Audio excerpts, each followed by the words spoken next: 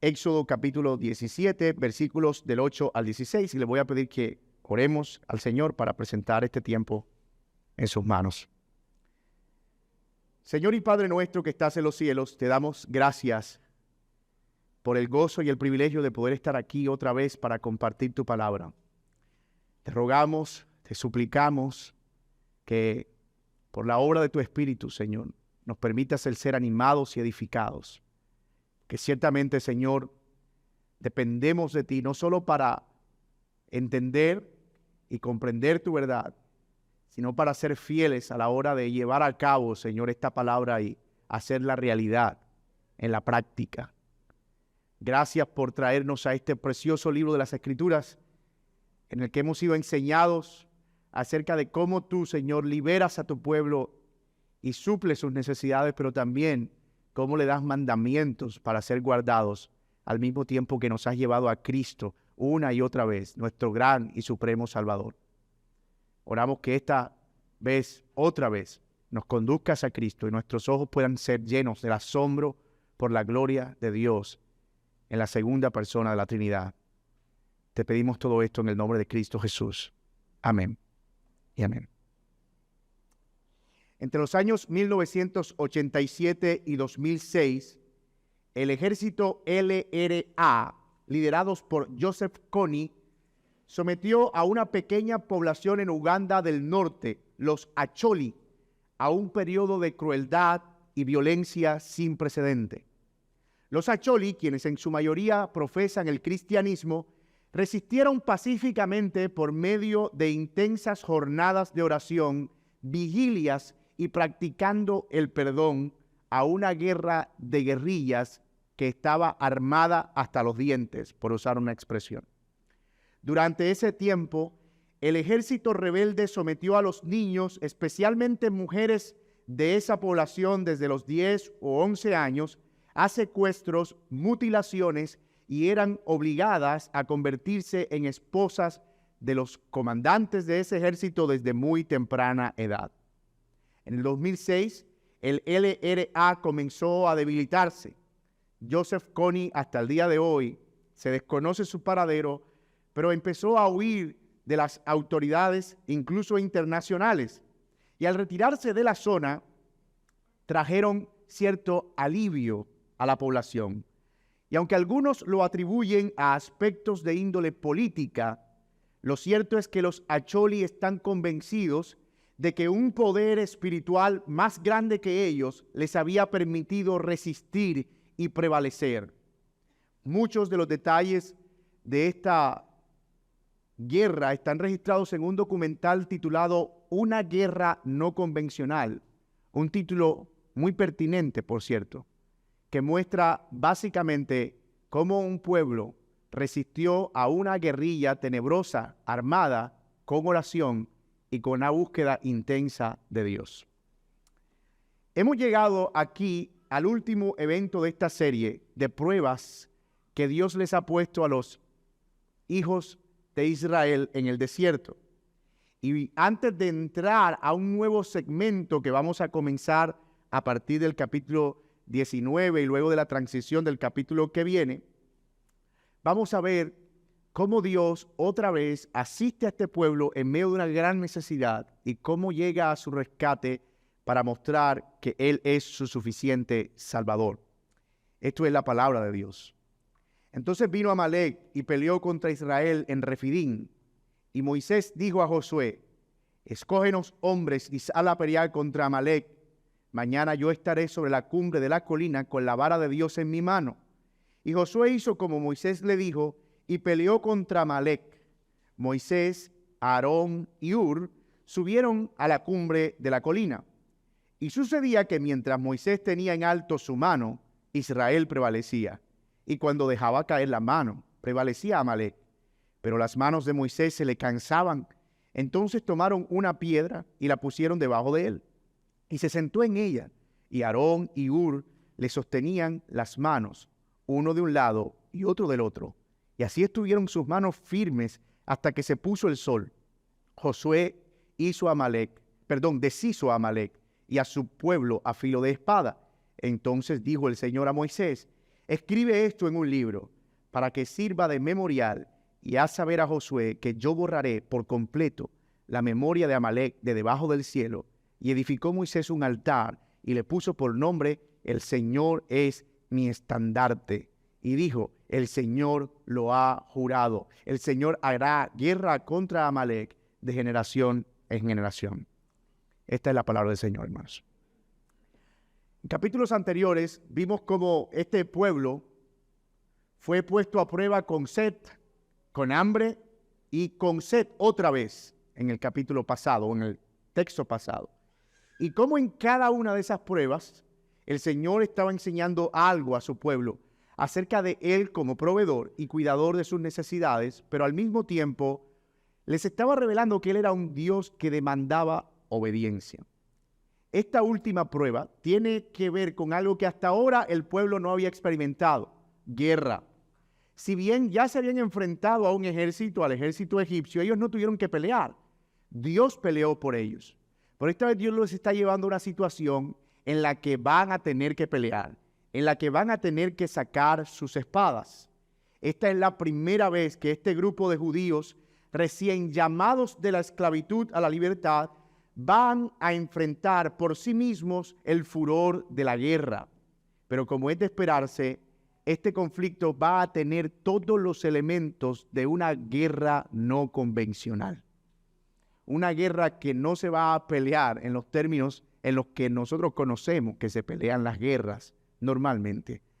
Y el argumento que quiero proponerles para este sermón es el siguiente: el pueblo liberado por Dios va a enfrentar guerras, pero el Señor lo preservará y peleará por ellos. El pueblo liberado por Dios va a enfrentar guerras, pero el Señor lo preservará. Estamos hablando de que Él preservará a su pueblo y peleará por ellos. Y vamos a desarrollar ese argumento a la luz de los siguientes encabezados. Veremos en primer lugar la inevitabilidad de la guerra, o el carácter inevitable de la guerra, versículos del 8 al 10. Luego veremos la estrategia de la guerra, versículos 11 al 13. Y finalmente, el fin de la guerra, versículos 14 al 16. La guerra es inevitable, hay una estrategia y al final no es una guerra que durará toda la vida. Ese es más o menos el desarrollo que vamos a emplear para este texto en la mañana de hoy. Miren el versículo 8.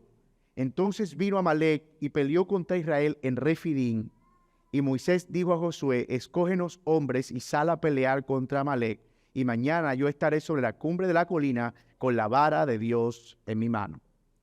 Los amalecitas que aparecen aquí son descendientes de Esaú, el hermano de Jacob. Génesis 36:12, hay una referencia allí del padre de Amalec. Y se habían instalado como nómadas en toda la península de Sinaí. De hecho, era su territorio. Se estaban moviendo allí por años y se habían convertido en un pueblo realmente numeroso.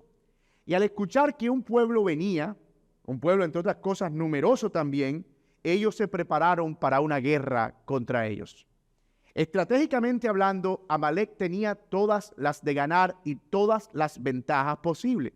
Conocían el terreno, tenían más experiencia militar y probablemente tenían muchos más hombres disponibles para la guerra y para adelantar un ataque sorpresa. Todo eso podía ser el escenario para una gran masacre. Es decir, visto desde los ojos humanos, eso era una guerra de, ¿cómo decimos? Tigre con burro amarrado, más o menos. Lo cual habría representado un fracaso para el plan de Dios. Imagínate eso. Dios acaba de sacar al pueblo con mano poderosa, 10 plagas, destruyó a Egipto, abrió el mar rojo, le dio agua, les hacía llover pan del cielo. Pero de repente en una guerra el pueblo murió. Eso habría sido un fracaso. Así que algo sucede. Porque contrario a lo que vemos en las pruebas anteriores, no les hace raro o no se les hace extraño que aquí el pueblo no murmuró. En las pruebas anteriores, cuando tuvo sed, el pueblo decía: ¿y por qué Dios nos trajo aquí para matarnos de sed? Cuando tuvieron hambre, ¿qué es esta comida, Moisés? Tú no respetas, o sea, ¿cómo nos da a pasar hambre aquí y este maná? Y después tuvieron sed otra vez y murmuraron y iban a lapidar a Moisés. Es decir, el pueblo había obtenido un magíster en murmuración. Pero aquí pasó algo. Se están enfrentando al peligro, pero no murmuraron. Algo de avance hay. Las pequeñas victorias siempre hay que celebrarlas, hermano. Y en este caso, celebramos que este pueblo no está murmurando otra vez como muchas otras veces. Estaban confiando plenamente en el Señor y en la voz de su líder. Por primera vez, la figura de Josué también aparece, que es una figura muy familiar en el desarrollo de la historia del pueblo de Israel, como una especie de general de guerra encargado de dirigir la avanzada. Es a él a quien Moisés le dice: toma a los hombres, ármalos para la guerra. Israel, debemos decirlo, no era un pueblo guerrero. Venían de la esclavitud. Ellos no aprendieron sobre la manipulación de armas porque evidentemente estaban dentro de una nación que no se los iba a permitir para que no se sublevaran. Así que muy seguramente la estrategia que tenía Josué no era una estrategia muy sofisticada. Ustedes vayan y tiren esa espada por donde agarren. Ustedes solamente agítenla a lo que salga, porque no había un entrenamiento de nuevo militar muy sofisticado. La realidad de este pueblo en guerra nos deja ver varias cosas interesantes en términos prácticos. Noten, el hecho de que este pueblo hubiese sido un pueblo libre no significaba que no iban a enfrentar conflictos y que no iban a tener guerras. Y la primera implicación práctica es esa. Ser libres no significa que no tenemos que pelear. Los cristianos somos pacifistas y no estamos llamados a tomar las armas y a iniciar guerras contra los estados o contra las naciones. Pero hay un sentido, en el sentido espiritual, que los creyentes, el pueblo de Dios, somos combativos, espiritualmente hablando. No podemos pecar de pacifistas espirituales, esperando a simplemente que las cosas pasen y se calmen, porque Dios va a demandar que nosotros nos involucremos ardientemente en una guerra que no podemos evitar. Efesios capítulo 6 habla de esa guerra. Dice que no tenemos lucha contra carne y sangre, sino contra principados, contra potestades, contra huestes espirituales de maldad en las regiones celestes, sino dice que debemos resistir al Señor o resistir al enemigo firmes en el Señor en medio de esa guerra. Y nos dice: pónganse el escudo de la fe, el yelmo de la salvación, pónganse el apresto del evangelio de la paz, la coraza de justicia y tomen la espada de la palabra, con la cual puedan hacer frente a esta guerra. De ninguna manera la Biblia nos llama a nosotros a meternos en un estado de nuevo, pasividad espiritual en la que no somos conscientes de que estamos en medio de un conflicto. La segunda implicación práctica de este punto es que los creyentes libramos guerras en distintos frentes. Nuestra guerra no es una guerra con un enemigo uniforme. Nuestra guerra espiritual es una guerra con un enemigo que tiene múltiples facetas. De hecho, es una guerra con múltiples enemigos. Nosotros tenemos una guerra con el pecado de la carne, dice Primera de Pedro 2:11. Son cosas que batallan continuamente y hay un conflicto interno permanente entre agradar a Dios y agradar nuestra carne. Y es un conflicto a veces tan real que agota físicamente. Uno se ve batallando y lidiando con tentaciones y situaciones que pareciera que nos sobrepasan, que combaten con las debilidades de nuestra carne, que nos flanquean, que nos atacan por donde nosotros menos lo esperamos. Pero además de tener una lucha con el pecado en la carne, en nosotros mismos, una lucha cuerpo a cuerpo, tenemos también una lucha con el mundo. Romanos 12 dice que nosotros no nos debemos conformar a este mundo, sino que debemos renovar nuestro pensamiento, nuestra mente, a fin de que pensemos y aprobemos lo que es de acuerdo con la voluntad de Dios. Evidentemente hay un sistema mundano que se opone a Dios. Y ese sistema mundano, no estamos hablando de que sea simplemente gobiernos o situaciones de poder en el mundo, aunque ciertamente hace parte de eso. Cuando hablamos del mundo, hablamos de un sistema de valores, de una filosofía cultural, de una filosofía acerca del hombre, de una filosofía en todos los aspectos de la vida que golpea continuamente a la iglesia. De hecho, esa guerra que nosotros enfrentamos hoy con el mundo es cada vez más evidente en nuestro tiempo. Una guerra que de parte del mundo ha usado las estrategias más bajas de adoctrinamiento con el propósito de atacar a nuestros niños y quitar de su mente pensamientos arraigados a la palabra de Dios. Programas de televisión, series, redefinición de valores, redefinición de términos, redefinición de palabras. Hablábamos con los hombres ayer precisamente de un documental que hizo un periodista en el que su trabajo fue salir a recorrer instituciones, universidades, hospitales, áreas de investigación, etcétera, preguntándole a especialistas qué es una mujer. Así se llama el documental. Y el documental lo único que muestra es que en medio de tanta gente inteligente nadie podía definir qué era una mujer. Depende de donde lo mires. Es una situación compleja. Es un término bastante difícil de poner en términos entendibles. Es un constructo, y aquí y allá, y todos buscan maneras como de... Porque hasta ese punto hemos llegado. Esa es la guerra espiritual que nosotros tenemos con este mundo. Una guerra de valores, un sistema de valores que se opone a Dios. Y finalmente, tenemos una guerra que esta puede ser quizá la más común dentro de lo que alcanzamos a oír, que es una guerra con el diablo, el enemigo de nuestras almas.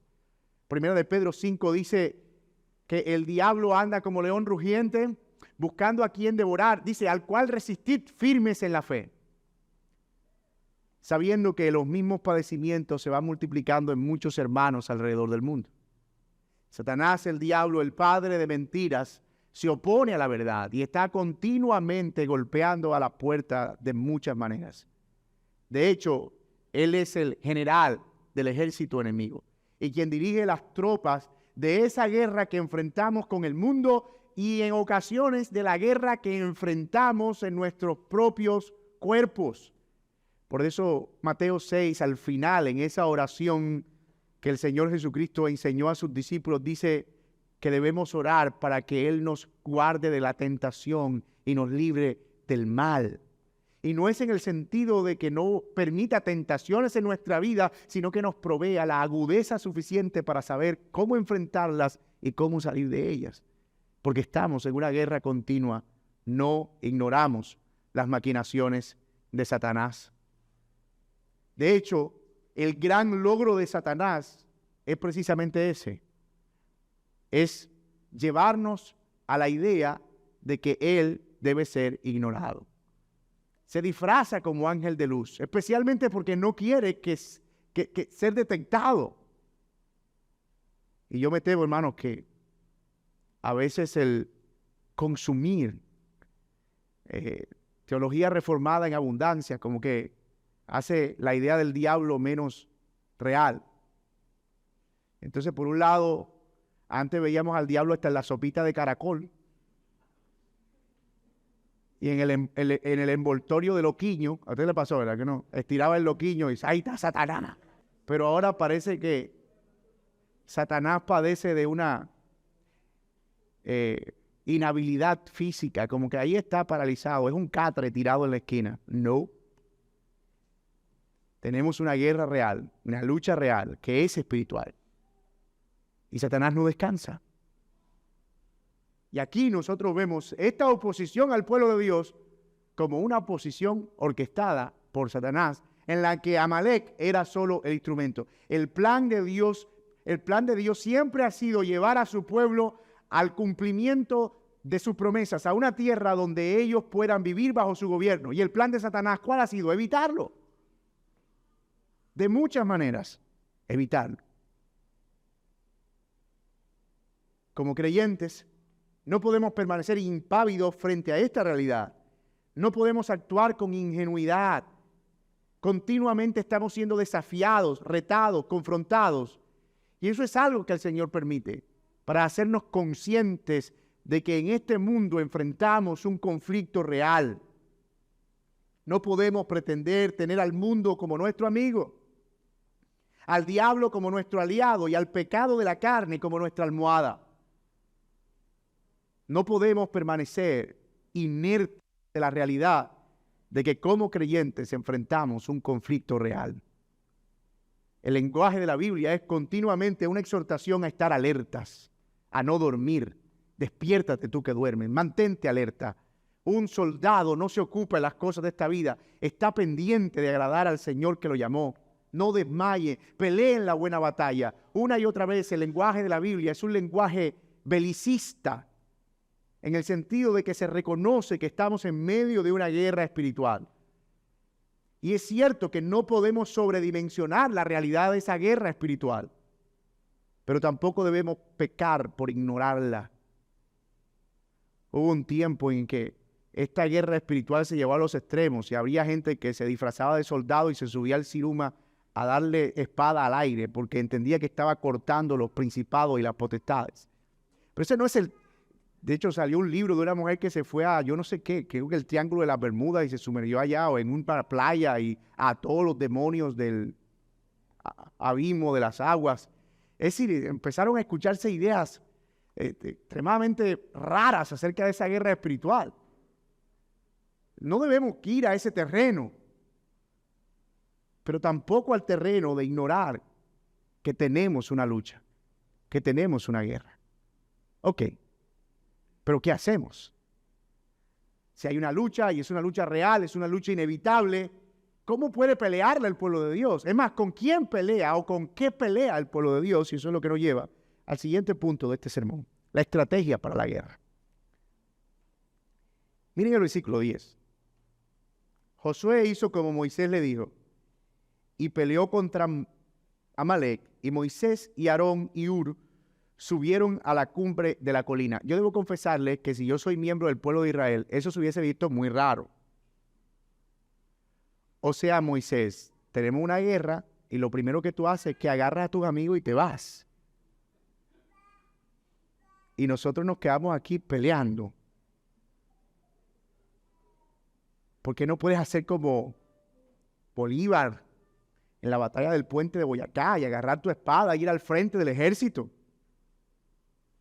Es un poco extraño esto, ¿verdad? Pero asumimos que Moisés estaba siendo guiado por Dios como ha sido guiado en otras ocasiones. Así que Moisés sube y miren lo que hace, versículo 11. Sucedía que mientras Moisés tenía en alta su mano, Israel prevalecía, y cuando dejaba caer la mano, prevalecía Amalec. La imagen desde arriba es interesante. Es como que tiene dos ejércitos claramente identificables. Y de repente uno avanza y conquista y el otro retrocede. Pero de repente el otro empieza a avanzar y el otro a retroceder. Y resulta que eso coincide con la posición de las manos de Moisés. No vamos a negar que esto que estamos viendo aquí es inusual. Bastante inusual. No hemos visto una cosa así antes en la Biblia, y de hecho, así, con estos detalles, posiblemente no la vemos después en la Escritura. ¿Qué es lo que estaba pasando aquí? Bueno, mientras Moisés mantenía esa mano en alto, el pueblo de Israel parece que empezaba a tener fuerza. Mientras él las bajaba, perdía fuerza. La escena no es igual, pero se había visto algo así con el Mar Rojo. Recuerden cuando Moisés abre el Mar Rojo, él tuvo que tener las manos en alto todo el tiempo para que el mar no se cerrara. Y solo cuando él bajó las manos, el mar se cerró. Es decir, parece que hay una especie de fuerza sobrenatural simbólica en el acto de Moisés que estaba proveyéndole un camino al pueblo en el Mar Rojo y que aquí le estaba proveyendo fuerza al ejército en Refidín. Y hay varias similitudes en estas acciones. Algunos sugieren que eso obedecía a un efecto psicológico colectivo sobre el pueblo. Es decir, que mientras el pueblo estaba peleando y con el rabito del ojo miraban para arriba y veían a Moisés con la mano arriba, decían, él está orando por nosotros, Dios está con nosotros, y agarraban fuerza espiritual, pero movidos por el ánimo psicológico. Y otros decían que cuando no veían la vara, y la vara, la bajó. Entonces el pueblo se desanimaba. Sin embargo, lo más probable, yo me inclino hacia esa idea, es que se tratara de una forma milagrosa de intervención en la que Dios daba fuerza al pueblo y lo ayudaba a avanzar a través de la intercesión de Moisés. Es algo milagroso, y de hecho la razón por la que llego a esta conclusión es por lo que sucedió también en el Mar Rojo. Dios estaba actuando a través de ese intermediario para proveerle al pueblo la fuerza necesaria para ganar la guerra.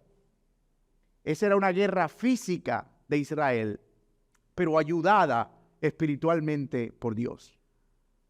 Ellos estaban agitando las espadas, pero Dios estaba moviendo los ejércitos celestiales a su favor.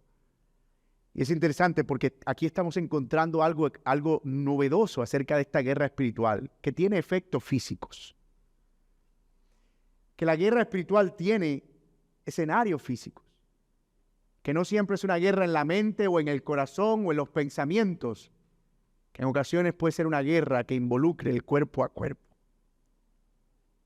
Al final, el ejército de Israel, liderado por Josué, venció a los amalecitas, aunque no desaparecerían de manera definitiva. El versículo 13 dice, Josué hizo a Amalec, o deshizo a Amalec y a su pueblo a filo de espada. Hay algo interesante que ocurre también en este evento, y es que obviamente Moisés era un ser humano que se cansaba. Y los hombres que estaban con él, al ver que en su debilitamiento y al ver que al bajar las manos el pueblo cedía, lo sentaron en una peña y le sostenían las manos. Bueno, si la cosa es que tenga las manos arriba, nosotros nos encargamos de que tú tengas las manos siempre en alto. Y hay tres cosas que yo quiero destacar aquí. La primera, aunque la guerra del pueblo de Dios es en el terreno de lo físico, ya lo mencionamos, y lo visible, las armas no son de este mundo, sino, como dice Romano, poderosas en Dios para la destrucción de fortalezas. La guerra espiritual es una guerra por la verdad, al fin y al cabo. Entre el padre de la mentira, Satanás el diablo, y el Dios de la verdad. Y es una guerra espiritual, de nuevo, que en ocasiones se torna física. Se torna terrenal, que en ocasiones va a producir dolor, ansiedad, va a producir sufrimiento, pero no podemos perder de vista que es espiritual. 2, aunque la oración no aparece en este pasaje, hay una especie de mediación o intercesión de Moisés en favor del pueblo que puede asociarse con esta idea. No es la primera vez que vemos a Moisés subir a un monte y interceder por el pueblo. Así que pensamos en Moisés como alguien que está teniendo allí una especie de intercesión entre Dios y el pueblo. Es un mediador entre Dios y el pueblo. Finalmente, en la guerra espiritual, no solo necesitamos a Dios, también nos necesitamos unos a otros. A alguien que nos levante las manos cuando la carne sea débil. Parece que eso es lo que está en la mente del Señor Jesucristo en Mateo 26, 24. ¿Se acuerdan? Cuando Él va al monte de la transfiguración, se lleva a unos discípulos con Él y le dicen, oren por mí aquí. Pero esos discípulos eran complicados. Y al rato el Señor llega y los encontró dormidos. Y el Señor dice, no pudieron velar conmigo una hora. Ese pasaje es interesante porque es el Señor, creador del universo, dueño de todo. Nadie ha orado más que Jesucristo. Nadie era más oído que Jesucristo. Nadie tenía una relación más estrecha que el Padre con Jesucristo en esta tierra. Y Jesús le dijo a sus discípulos, oren por mí mientras yo voy allá a tener un momento duro. Manténganse aquí en oración conmigo mientras yo voy allá. El Señor mismo necesitó la oración intercesora de otros. Y eso me lleva a pensar como que, ¿quiénes somos nosotros? Para creer que podemos solos. Me temo que hemos subestimado la oración por intercesión y la hemos convertido en un compromiso superficial. Voy a estar orando por ti. Y se nos hace fácil eso. Voy a estar orando por ti. Pero visto desde esta perspectiva y de cómo Dios usa nuestras oraciones en favor de otros o nuestra intercesión en favor de otros, eso debe llevarnos a tener una nueva comprensión del papel de la oración por nuestros hermanos. Era parte de lo que veíamos hoy en la escuela dominical providencialmente, porque ni siquiera lo planeamos. Y es lo que dice Santiago en el capítulo 5. Oren los unos por los otros. Deberíamos tomar más en serio las necesidades espirituales de otros y comprometernos a hacer ayuda en los momentos de debilidad. En medio de esta guerra espiritual que libramos, nos necesitamos unos a otros. Debemos reconocer que no podemos solos. No podemos solos. Necesitamos a alguien a nuestro lado que nos ayude a mantener nuestras manos arriba. Al igual que Moisés, en ocasiones nuestras manos se cansan, nuestras rodillas se paralizan, dice el autor de Hebreos. Y es allí cuando la familia de la fe es un regalo. Es allí cuando el ser parte de una comunidad de creyentes se convierte en algo valioso. ¿Cómo puedo orar por ti? ¿Cómo puedo ayudarte? ¿Cuál es la mano que se te cayó? ¿La puedo levantar por ti? Así que el pueblo de Dios se enfrenta a una guerra inevitable. Es una guerra espiritual que tiene una esfera física. Es una guerra en la que el pueblo necesita la ayuda de Dios, pero es una guerra en la que se necesitan también unos a otros. Y la siguiente pregunta es, ¿cuándo terminará esa guerra? ¿Cuál es el fin de esa guerra?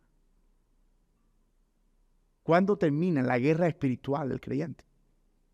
Antes de que usted grite desde allá, la venida de Cristo, vamos a tratar de ver, a la luz de este texto, algunos aspectos interesantes sobre el fin de esta guerra, lo que nos lleva al tercer y último punto de este sermón. Miren versículo 14. Entonces dijo el Señor a Moisés, escribe esto en un libro para que sirva de memorial y haz saber a Josué que yo borraré por completo la memoria de Amalec de debajo del cielo. Otra vez, yo borraré por completo la memoria de Amalec de debajo del cielo. Y edificó Moisés un altar y le puso por nombre: el Señor es mi estandarte o mi bandera. Y dijo: el Señor lo ha jurado, el Señor hará guerra contra Amalec de generación en generación. Momento. Si el versículo 13 dice que Josué deshizo a Amalec y a su pueblo a filo de espada, ¿por qué está diciendo Dios que Él va a acabar por completo la memoria de Amalec de debajo del cielo? ¿Por qué el Señor hará guerra contra Amalec de generación en generación si se supone que fueron deshechos? Bueno, parece ser que fueron arrancados, pero no de raíz.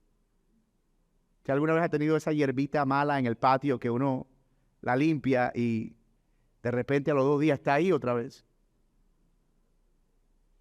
Bueno, Amalec era más o menos una hierba mala que se opuso al pueblo de Dios de una manera violenta durante todo el transcurso de su existencia. Es interesante que Dios le dice a Josué que escriba eso en un libro. No tenemos ese libro. En Números se habla del libro de las guerras. No sabemos qué pasó, se mojó en el Jordán, pero no tenemos ese libro, no está con nosotros. Pero se nos menciona que había un libro donde se registraba las guerras que el pueblo iba librando y las victorias que el Señor le iba dando. Y el propósito era dejar un recordatorio a Israel que el Señor había peleado con sus enemigos y que los había derrotado. Amalec se convertiría en el Lex Luthor de este Superman. El archivo del pueblo. Se disfrazaría de otras cosas, moría y otra vez revivía. Amalec lo mataron como 4 veces, o sea, David peleó con ellos una y otra vez. Pero Amalec está representando realmente, Amalec está siendo solo un símbolo de lo que el pueblo de Israel tenía que enfrentar. Es como la palabra es como arquetipo, es como una representación de las guerras que el pueblo de Israel tuvo que enfrentar. ¿Se acuerdan de Saúl, el primer rey? Dios le dice a Saúl, ve y hiere a Amalec de parte de Samuel y mátalos a todos, a las mujeres, a los niños, a los de pecho, en cumplimiento de esa profecía. Dios está enviando el juicio contra Amalec por haberse opuesto al pueblo de Dios. Y Saúl fue, y cuando Samuel llega a pedirle cuentas por esa encomienda, Saúl le dice, los maté a todos, pero había un balido de vacas y ovejas que él había perdonado, que no dejaban oír a Samuel. Y Samuel le dice a Saúl, quisiera creerte, Saúl, pero es que las vacas de Amalec que trajiste no me dejan oír. Obviamente no los mataste a todos, además perdonaste la vida del rey. Y dice Saúl, yo no, el pueblo fue. Como si él no mandara al pueblo. Saúl lo perdonó. David peleó después de Saúl varias veces con Amalec y los derrotó. Pero incluso después de la deportación, después que Babilonia viene y se hace grande, Amalec todavía tenía un retoño. Por ejemplo, en el libro de Esther se nos dice que Amán, ¿se acuerdan de Amán, el perverso Amán? Que si uno pudiera dibujar a Amán, tendría la cara más o menos como la del diablo. Amán era descendiente, adivinen de quién, el rey de Amalec. Es decir, que uno ve a Amalec como comportándose como el enemigo del pueblo de Israel. De hecho, Amán estuvo a punto de hacer desaparecer la memoria de los judíos de la faz de la tierra, de no ser por la intervención divina por medio de Esther y Mardoqueo. Amalec estaba, de nuevo, representando todo aquello que Satanás estaba usando para destruir al pueblo de Dios. O sea que ni Saúl, ni David, ni ninguno de los reyes, aunque en los días de Ezequías se nos dice que él acabó definitivamente con Amalec, todavía aparecía el retoño de Amán. ¿Quién acabaría definitivamente con Amalec? Hay una profecía acerca de eso en el libro de Números, capítulo 24. Y es una profecía de un profeta chueco, Balaam. Era un profeta medio raro, que quería negociar la bendición de Dios, y cada vez que iba a profetizar, no profetizaba lo que quería profetizar, sino que profetizaba en favor del pueblo. ¿Se acuerdan? Balac lo contrató para que profetizara en contra de Israel y Israel le fuera mal, y cada vez que iba a profetizar terminaba hablando en favor de Israel. O sea, no sé qué me pasa. En una de esas profecías, de esa profecía chueco que quedaron aquí registradas para nosotros, miren lo que dice Balaam, que es una de esas profecías que pudieran quedar por ahí como que escondidas. Él dice, y comenzando su discurso dijo, oráculo de Balaam, hijo de Beor, y oráculo del hombre de ojos abiertos, oráculo del que escucha las palabras de Dios y conoce la sabiduría del Altísimo, del que ve la visión del Todopoderoso, caído pero con los ojos descubiertos, lo veo pero no ahora, lo contemplo pero no cerca. Una estrella saldrá de Jacob y un cetro se levantará de Israel, que aplastará la frente de Moab y derrumbará a todos los hijos de Set. Edom será una posesión, y también será una posesión Seir, su enemigo, mientras que Israel se conducirá con valor. De Jacob saldrá el que tendrá dominio y destruirá el remanente de la ciudad. Al ver a Amalec, continuó su discurso y dijo, Amalec fue la primera de las naciones, pero su fin será destrucción. Números 24, 15 al 20. Si nosotros unimos eso en el contexto de esa profecía, lo que él está diciendo es básicamente eso. Una estrella saldrá de Jacob y cetro se levantará de Israel, que destruirá a todos sus enemigos para siempre, y uno de ellos, Amalec. Ya nosotros sabemos que ese no fue Saúl, que ese no fue David, que ese no fue Ezequías, en definitiva. Si se tratara de David, no hubiésemos visto rastros posteriores de Amalec, ni su retoño resurgir. Este anuncio de Balaam estaba apuntando a alguien realmente mucho más grande y glorioso. Una estrella de Jacob. un cetro de Israel. Una piedra cortada, no con mano de hombre, que destruiría a todos los reinos de este mundo. Un rey debajo del cual todos los enemigos de su pueblo estarían sometidos. Jesucristo, el Hijo de Dios, es el rey que con su muerte y con su resurrección pondría fin a los enemigos del pueblo de Dios. Vemos el mal reinar en algunos aspectos. Pareciera que los tentáculos cortados de Amalek todavía se mueven como cuando se mueven los tentáculos cortados de un pulpo o algo así, como si tuviera vida propia, desconectada de su raíz, espiritualmente hablando. Amalek continúa intentando hacer guerra contra los hijos de Dios, pero lo cierto es que un día esos enemigos no serán más. El Señor los destruirá todos. Pero ahora Cristo, dice Pablo en 1 Corintios 15, ha resucitado entre los muertos, primicia de los que durmieron, porque ya que la muerte entró por un hombre, también por un hombre vino la resurrección de los muertos, porque así como en Adán todos mueren, también en Cristo todos serán vivificados, pero cada uno a su debido orden. Cristo, la primicia, luego los que son de Cristo en su venida. Entonces vendrá el fin, cuando Él entregue el reino al Dios y Padre, después que haya terminado con todo dominio y toda autoridad y poder, pues Cristo debe reinar hasta que haya puesto a todos sus enemigos debajo de sus pies, y el último enemigo que será eliminado es la muerte, porque Dios ha puesto todo en sujeción bajo sus pies. Pero cuando dice todas las cosas están sujetas a Él, es evidente que se efectúa a aquel que ha sometido a Él todas las cosas. Y cuando todo haya sido sometido a Él, entonces también el Hijo mismo se sujetará a aquel que sujetó a Él todas las cosas, para que Dios sea todo en todos. Cristo, sentado ahora a la diestra del Padre, reina como Rey victorioso y volverá por segunda vez para destruir a todos los enemigos de Dios y establecer un reino perfecto de paz donde no haya más violencia y cuando la guerra espiritual termine por completo. Entonces la guerra espiritual terminará por completo. ¡Qué esperanza tan gloriosa, mis amados! Porque hay en la gloria, en lo alto, sentado en un trono, uno cuyos brazos no se cansan y cuya vara nunca se cae. Él intercede por nosotros y nos da la victoria. Qué glorioso es saber, amados míos, que en Cristo Jesús todos nuestros enemigos han de ser derrotados. Así que esta es una guerra espiritual. Es una guerra espiritual que cansa. Es una guerra espiritual en la que dependemos de Dios y de otros para pelearla. Pero es una guerra espiritual que al final ya está ganada. Cristo la ganó por nosotros. Ese mismo Jesús es por quien nuestros enemigos no prevalecen. Es quien vendrá a destruirlos por completo, a los enemigos de su pueblo.